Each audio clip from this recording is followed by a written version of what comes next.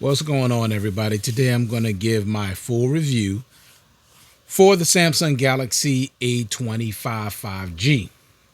I've had this device for a few weeks. It's a budget device, just to let you all know that. But I got to say, I can tell you right now, I definitely recommend this device. I do, because it's a quality device. It really is. Now, of course, it was released at the end of last year, December 23, but it's really a 2024 device, honestly. Now, the thing about it, the price is definitely affordable for anybody that's on a budget or for anybody that's struggling, to buy a new smartphone. And you're the type of person that don't want to go through your carrier. You just want to buy your device outright, which is what I prefer to do, because when you get it through a carrier, you're going to pay full price unless there's some type of trade in.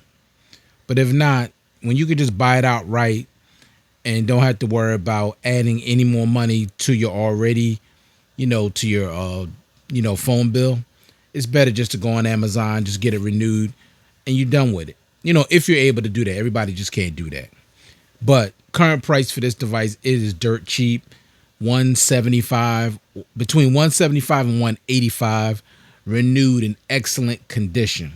So the price is definitely right when it comes to this phone. Now, so GSM carriers only, such as T-Mobile, AT&T, Metro PCS. So unfortunately, no Verizon, at least not for the one that I have here. Now, it's important, if you decide that you want this, make sure it's going to work on your particular carrier. Now, it does come in four different colors: yellow, white, blue, and black.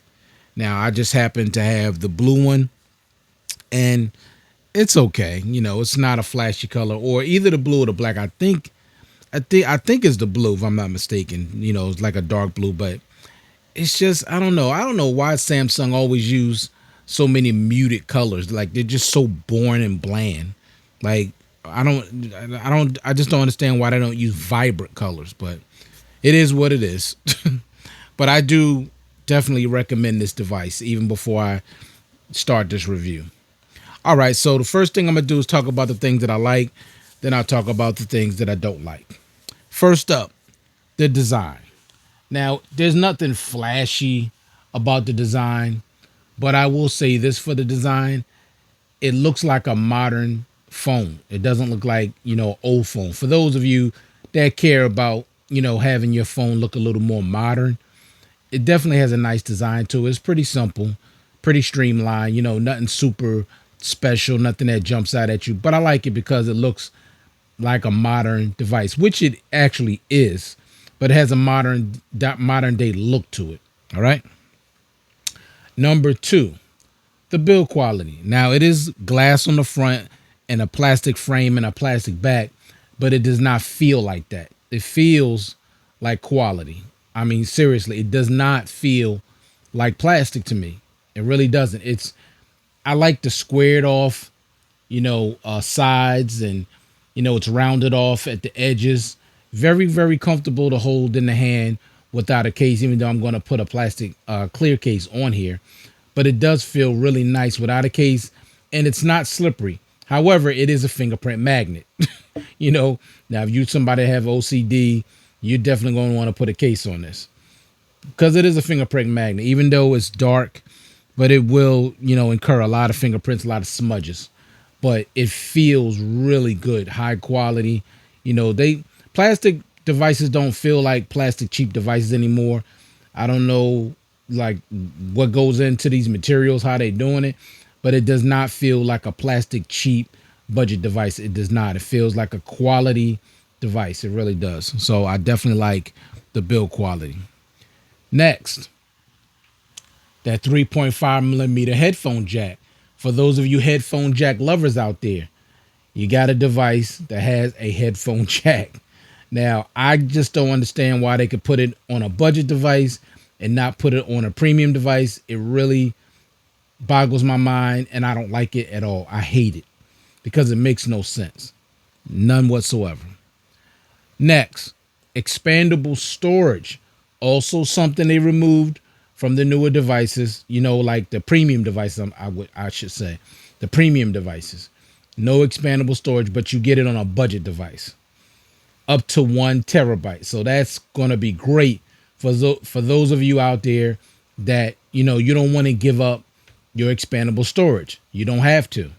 Okay. Now, if you're not the type of person that's a budget phone type of person, then just ignore what I'm saying. But if you're a person that you don't have to have, you know, um, the premium devices, the top tier devices, and you're cool with a budget device, this is the one you want to definitely consider getting. Because like I said, you're getting that headphone jack. You're also getting expandable storage up to 1 terabyte. So basically unlimited storage. Next, dual stereo speakers with Dolby Atmos. I did test these speakers out. They sound pretty impressive. I'm definitely impressed with the speakers on this device. Even though it's a budget device, the speakers are really good. Okay. They're not, they don't sound like my S23 Ultra, of course, but they really sound good. For a budget device, they sound good, and I'm pretty sure you will enjoy the sound of these dual stereo speakers. Next, the 6.5-inch 1080p Super AMOLED display, 1000 nits of brightness. As you can see, it gets really bright.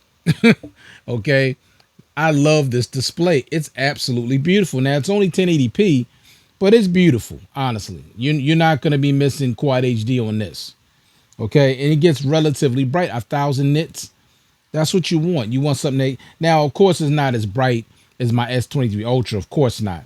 But for the average person, this is going to be more than bright enough, honestly, because most people are not rocking their display at 100% brightness like me. They're just not.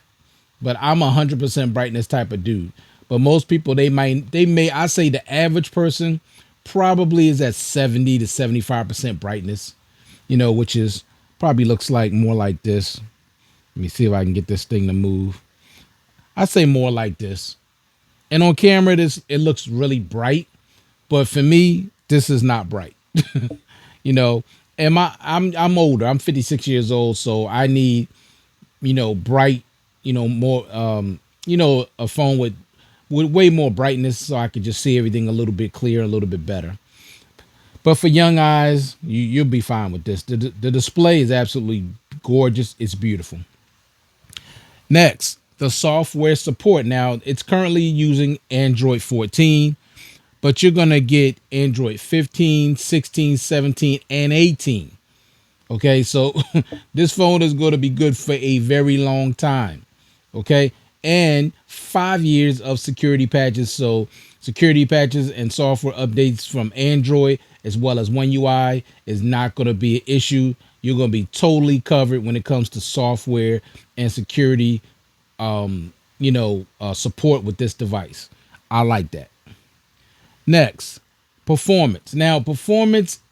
Look, let me just say this. Performance is not this, okay? But performance on this is not bad. It's just not super fast. It's just not. I mean, it's not meant to be. It's a budget device.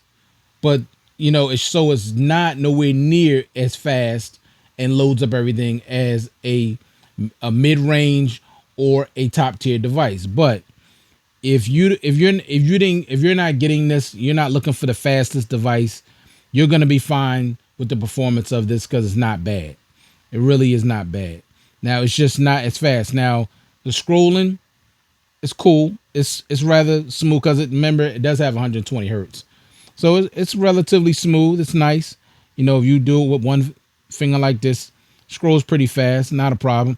I don't really have a problem with the performance of this device because it's a budget device. So I'm not looking for it to be the speediest and the smoothest device out there. But it's adequate. Okay, it's good. It's not great, but it's good. You should be okay with the performance because you already know you're not getting that. Next, it does come with 8 gigs of RAM. That's good. RAM management's pretty good on here. Next, 256 gigs of internal storage. That's excellent. Like for that to be the base storage, that's excellent. So you throw an SD card in there, maybe a terabyte, maybe 520, whatever you decide to get in, put in there.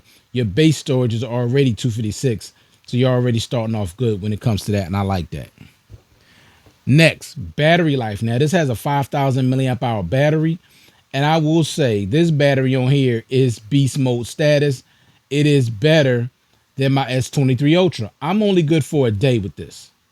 And keep in mind, I'm using an always on display on this all the time. I'm also using 100% brightness. Now, I know this is not a quad HD display. I know it doesn't get nowhere near as bright as this device here, but still, they both have the same exact size battery.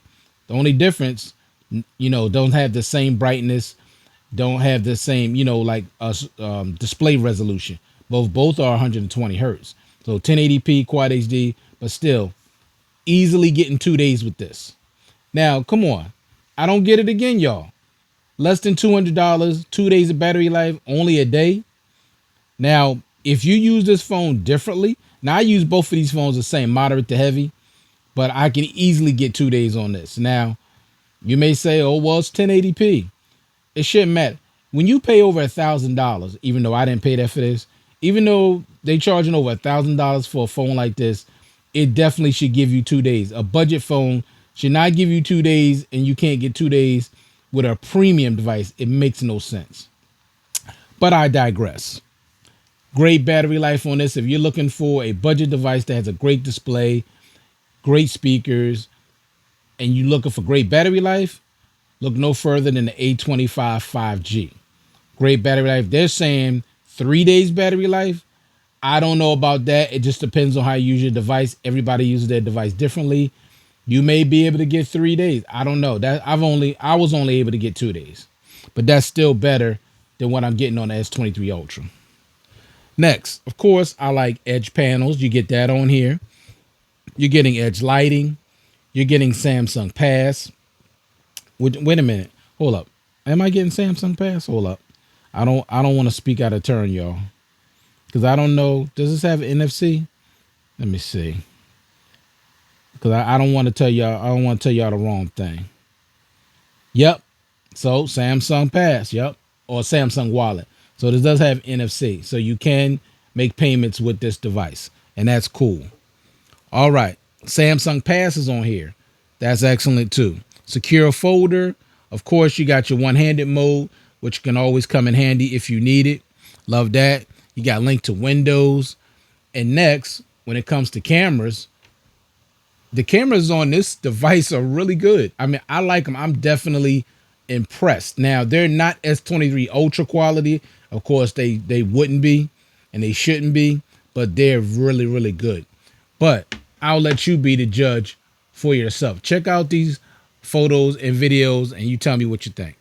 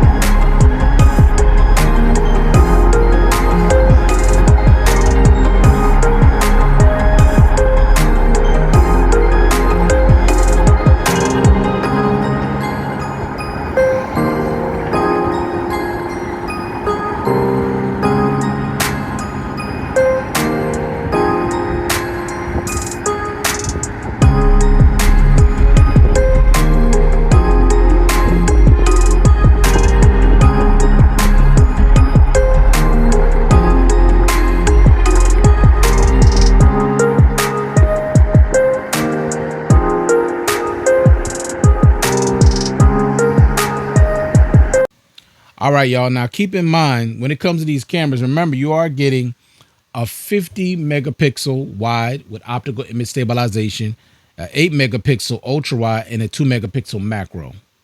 Now you can shoot 4K at 60 frames per second, which is impressive for a budget device, and 1080p at 30. Now I don't know why there's no 1080p at 60 but 4K at 60. I don't get that, but it is what it is. And of course the front camera is 13 megapixel wide, shoot at 1080p at 30 frames per second. All right. So now let's talk about the things that I don't like. And it's not a whole lot of things, y'all, because I don't expect but so much for a phone that's priced like this.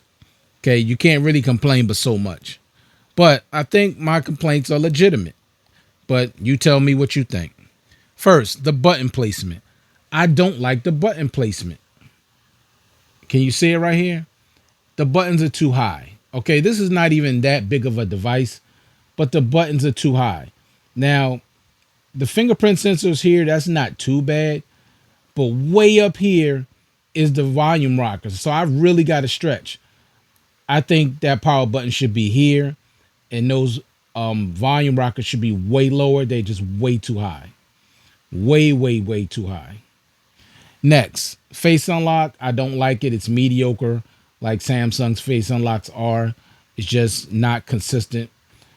Next, the fingerprint sensor. I just don't like. I'm not saying it's bad. I just don't like side mounted fingerprint sensors. I just don't like them. That's just me. Next, the always on display.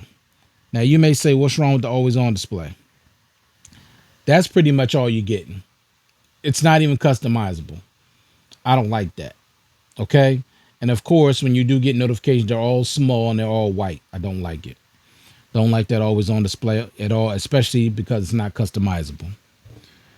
Next, the teardrop notch.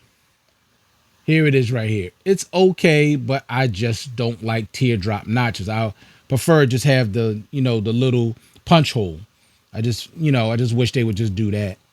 And the bezels around the sides are a little thick, but I guess you have to expect that with a phone that costs as much as it do. But that's not a really big deal. It's just I just don't care for the teardrop notch. Next, no case, no charging brick, no headphones. I don't like that at all. And budget devices used to come with all of those things on a regular. That was standard. You don't get none of that with this. Now, if you get it from Amazon Renewed, you will get a charger. Okay, not only the charging cable, you will get a charging brick. So don't get it from Samsung, get it from Amazon, because at least they will give you a charging brick, and I like that. I like that a whole lot, and I respect Amazon for that. Shout out to Amazon. And last, Good Lock. Now you may say, well, why don't you like Good Lock? Well, I'm gonna show you why I don't like Good Lock, because it's not the same. See it right there? It's just not the same. You basically are getting nothing. This is it. You see that? Blank. See, you press makeup, nothing. You press life up. These are the only two things you get. Nice catch in one-handed operation. Let me show you the difference. Now, maybe it's because it's a budget device. Maybe that's the reason why, but I don't like that. Here's the Good Lock on the S23 Ultra. Now, you see this? You see all of this? You basically don't get, when you go to makeup, let me go back to makeup again.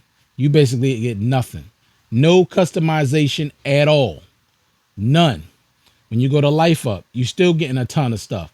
Now, I'm not expecting a ton of stuff, but I'm expecting something other than the zero. I mean, this is a joke. Life up, nothing. This is why you can't really do nothing with the always on display. Say, let me show you. If I go to always on display, I'm going to show you what I'm talking about. Let me see, display. Scroll down here, go to always on display.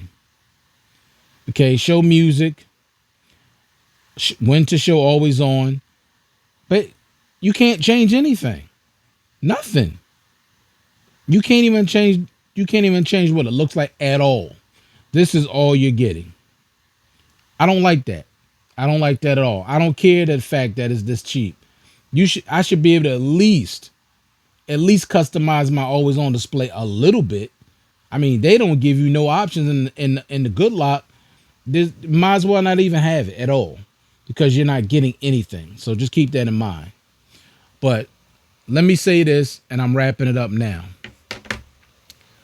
If you're looking for something that's going to cost you less than $200, and you are a Samsung Knight, you love Samsung, and you prefer, their devices because you love One UI. I'm telling you right now, I definitely recommend this device because you're going to get a great display. You're going to get good performance. You're going to get really good cameras. Okay. You're getting a lot of the Samsung, normal features that come with it. You're still getting a lot of those, such as edge panels, edge lighting, Samsung Pass, Samsung Wallet, link to Windows, all that stuff up here that I didn't even go into. All of these things up here, you still getting a decent amount of stuff.